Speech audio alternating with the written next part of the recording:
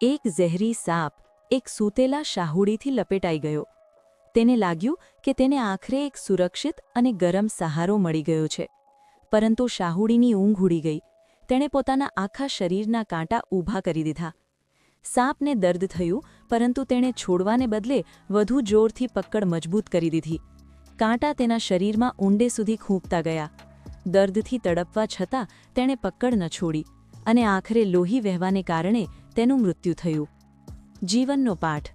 વાસ્તવમાં તે સાપને શાહુડીએ નથી માર્યો, પરંતુ દર્દમાં પણ સાથ ન છોડવાની તેની જીદે માર્યો છે. મનોવિજ્ઞાનમાં આને ટ્રોમા બોન્ડિંગ કહેવામાં આવે છે.